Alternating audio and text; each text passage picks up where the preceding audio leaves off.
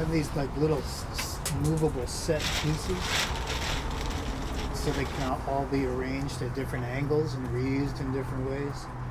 And there's Christmas lights run through them that light up the crystals in a lot of them. I think even this tree is animatable. In some shots where magic's being worked, I have all the plant life come to life. Hi, I'm Ross Kennedy. I am a sculptor and stop motion animation filmmaker. Currently working on a gigantic project called Shrine of Abominations with local artist Skinner, and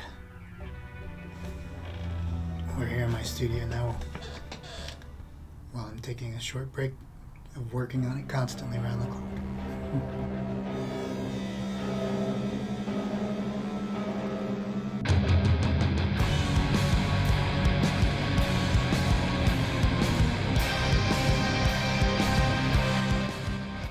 Skinner is a local artist that I had wanted to work with for a while because we had similar tastes, and I love his art. And I luckily ran into him at a show, and because I had been stalking him, I knew what he looked like, and I just went and interrupted him and said, "We have to work together." And since I'd been a sculptor most of my professional life, I thought maybe I would just sculpt toys for him or something like that. But when I mentioned stop motion animation, his eyes lit up. He gave me his phone number, and things went quickly from there.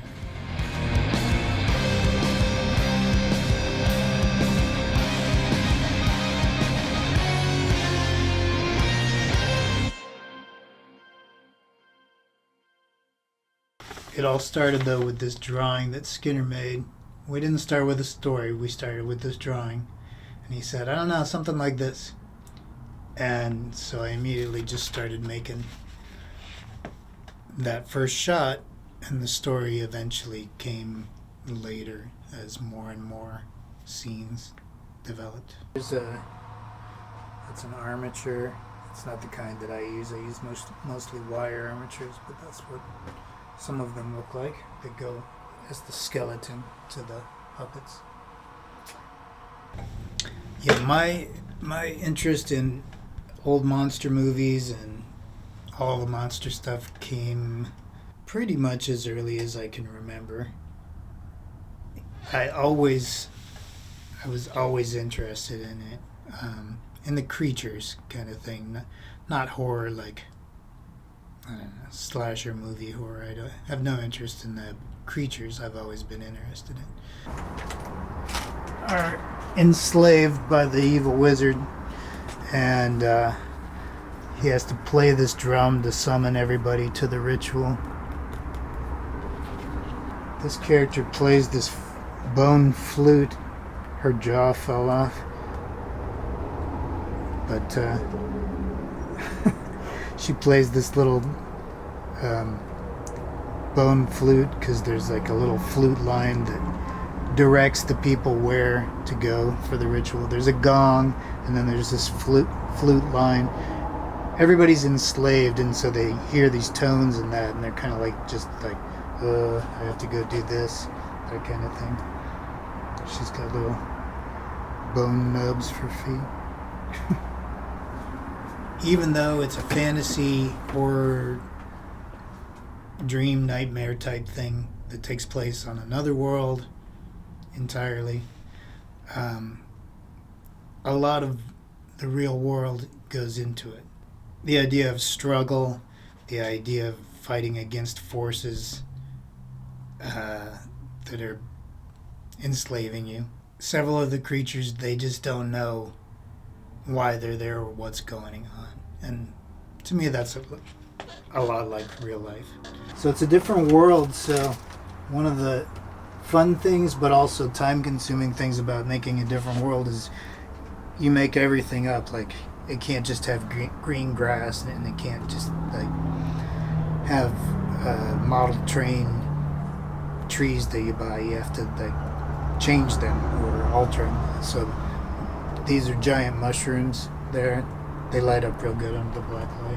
Recently, there was some illness that we had to deal with in the family, and I was getting ER calls here at 2 in the morning or whatever to leave animation to go take somebody to the ER and stuff like that. And I was under deadline at the time.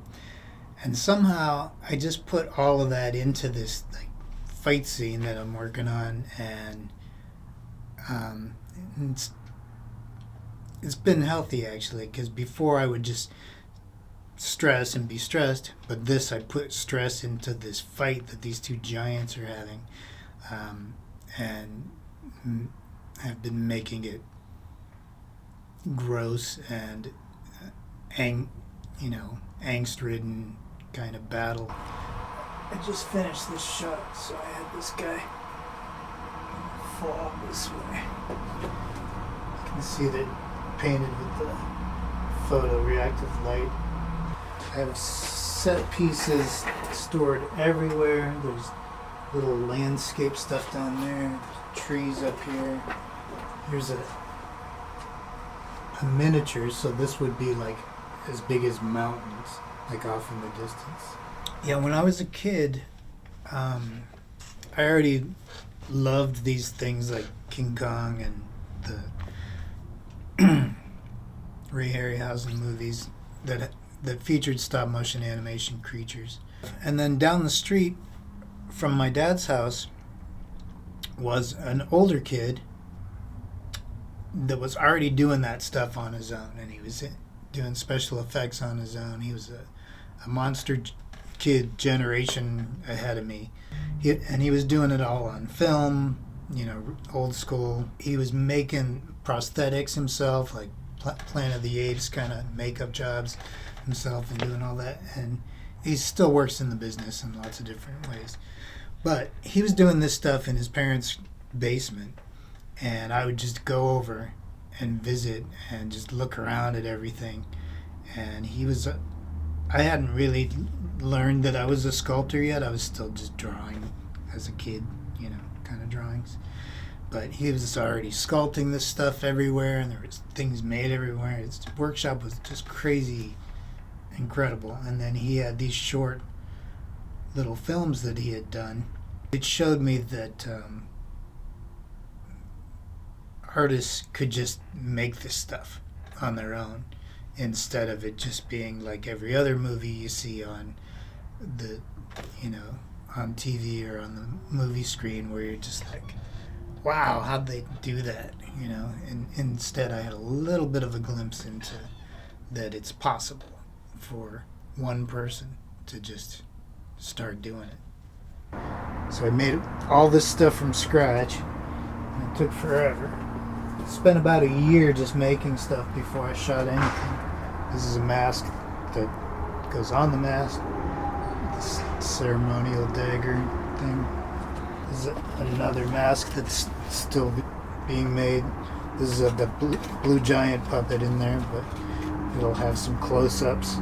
In case some people don't know exactly what stop motion is, it's you move the puppet, you take a picture. You move the puppet, you take a picture. You move the puppet, take a picture. It takes 24 moves to make 1 second. If I get a second and a half, or a second even, shot in a day, I'm super happy. It's pretty insane, really. Like, it's just a maddening way to spend your time, but you get lost in it when you're just in here and watching them come to life and that kind of thing. Throughout making the Shrine of Abominations, I've grown personally and painfully, in that I'm learning how to work with other people, because you can't really make movies on your own, not of this scale anyways. I mean, well, you could. It would take twice as long. It would take 20 years or whatever. But you need to work with other people. You need to work with, you need to stay in your lane and let the people who are doing After Effects or whatever, post or whatever, let them do that. Let the editors edit. Just focus on doing what you do, you know? So I've learned that painfully, because at first I thought I could do everything, and I couldn't. And I've become a better animator just because before I was doing it as a hobby, and now the only way to learn animation is just I do it a lot, and it takes forever, and you learn slowly, just like the animation is. It's very slow. That's all it is.